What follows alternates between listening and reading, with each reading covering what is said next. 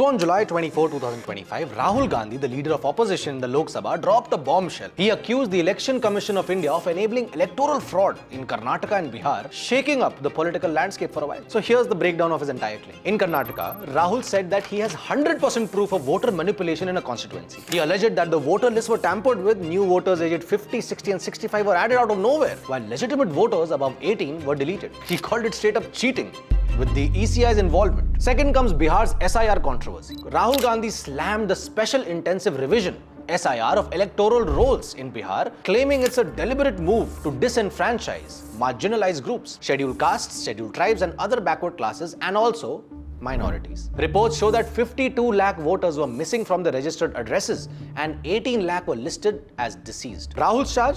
This isn't just a cleanup, it's a targeted voter purge created to help the BJP win the Bihar elections. And then Rahul has also issued a direct warning to the ECI. We are going to come for you, he says. Opposition parties like the Congress, Samajwadi Party and RJD DMK have all hit the streets protesting with placards calling SIR the murder of democracy. Tejasvi Yadav also wrote to opposition leaders warning that SIR could strip voting rights from 12 to 15% of Bihar's population. And what was ECI's response to all of this? The Election Commission actually pushed back, saying SIR is a routine process to clean voter rolls, removing dead, migrated or ineligible voters like foreign nationals. They stressed that it's all within the constitutional mandate under Article 324 and called Rahul Gandhi's bias allegations unfounded. But the opposition isn't buying it. Protests outside the parliament, slogans like justice for voters and demands for accountability are heating up. So this is the current storm, but to understand it fully, we need to look back at history. So let's rewind. From the Himalayas to the seas, citizens gather today for the largest election the world has ever seen. India is voting.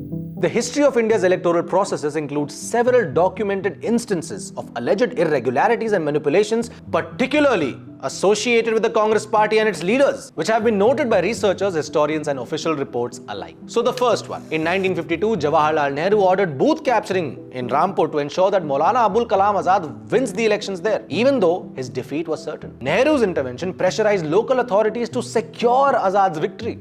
And just like that, 12 losing candidates were made to win, and Nehru indulged in rigging in the very first elections of independent India. And from there, it seems like this became a standard practice. Second, TNTation. A research paper by professors at the University of Leicester found that TNTation directly helped Congress to come to power after Rajiv Gandhi's assassination. Congress was actually performing poorly after the first phase of voting, and Rajiv Gandhi was assassinated during the election. And then TNTation went out of his way and adjourned polling across the entire country for just one seat. For 20 to 25 days, Rajiv Gandhi's ashes were paraded around the nation to garner sympathy votes. On June 15th, elections were held again, and riding on this wave of sympathy, Congress came to power. And listen to this, after all this, TNTation himself ran as a Congress candidate in elections in 1999. Third, MS Gill. MS Gill was an election commissioner during Rajiv Gandhi's assassination. He played a key role in ensuring that the 25-day parade of ashes was conducted and was consulted by Congress to implement the strategy. His reward? He retired as Chief Election Commissioner in 2001, and in 2004 he became a Rajya Sabha MP for Congress, serving as a minister for 10 years. Then comes Naveen Chawala,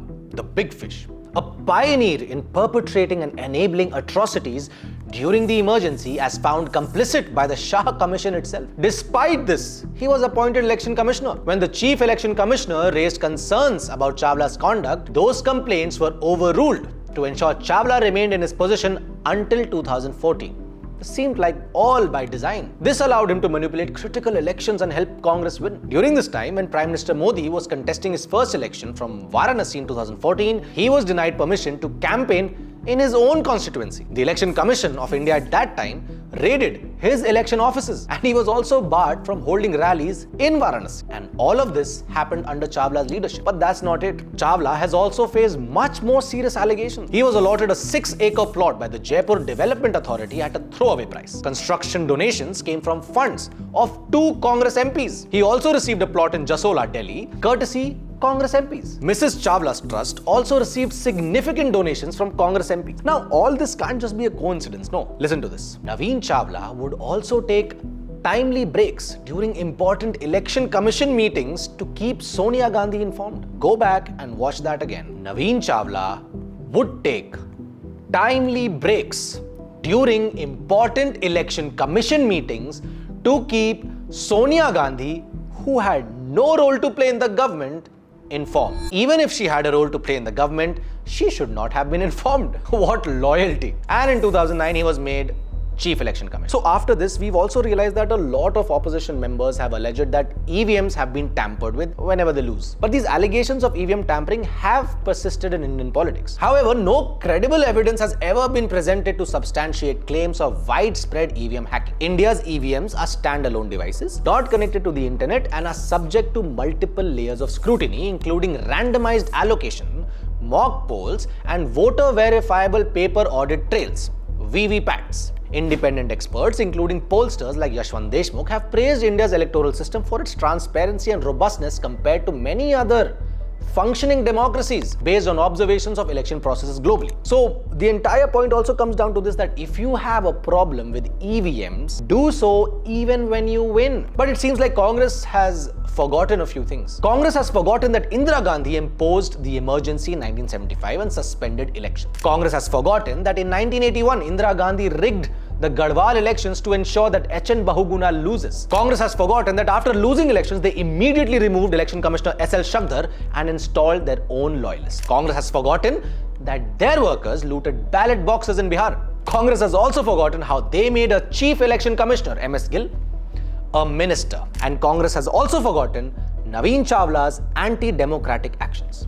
Congress might have forgotten, but the people of India won't. They never will. So this was Congress and its election malpractices ki gatha.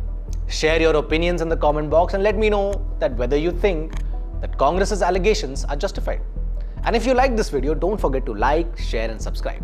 Hit the bell icon because I'll just keep on bringing such unique facts and opinions. See you in the next video. Until then, Jai Hind, Jai Bharat.